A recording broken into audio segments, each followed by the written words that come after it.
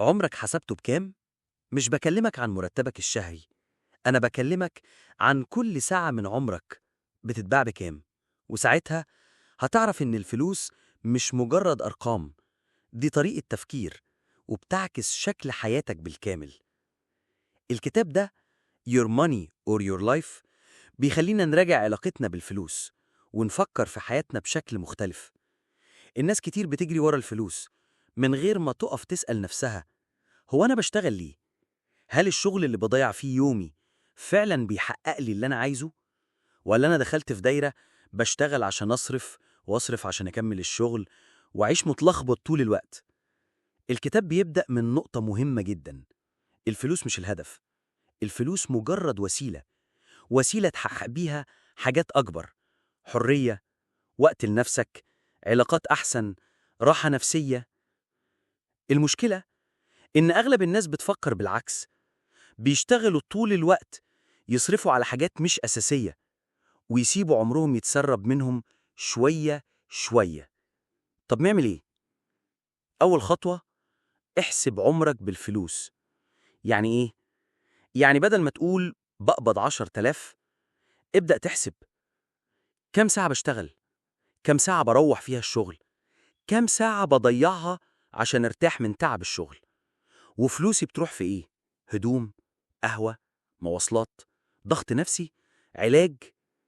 هتتفاجئ لما تلاقي إن سعتك الحقيقية بتتباع بأقل بكتير من اللي كنت فاكره.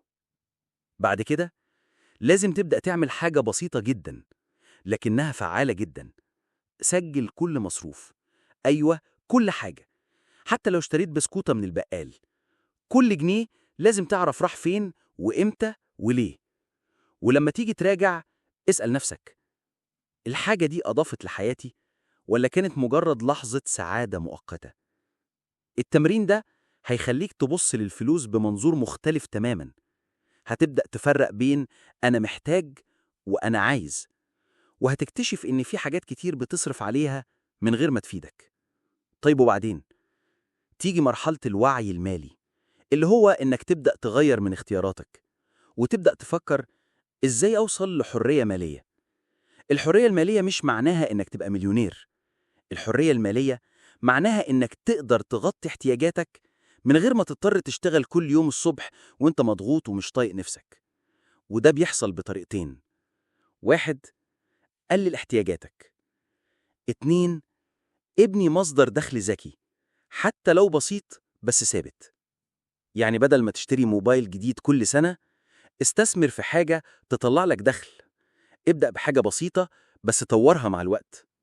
وأهم حاجة، اعرف إن الفلوس مش مجرد فلوس، هي انعكاس لاختياراتك ولقيمك ولحياتك كلها. لو بتضيع وقتك عشان تشتري حاجات ما بتسعدكش، يبقى أنت بتقدر عمرك مش فلوسك بس. ابدأ من النهاردة، راجع مصاريفك، قيم وقتك، واختار تعيش بحرية. مش لازم تتغير في يوم وليلة، بس كل خطوة صغيرة هتفرق. وساعتها هتعيش حياة انت اللي مختارها، مش مفروض عليك. الفلوس مش أرقام، الفلوس طريقة تفكير.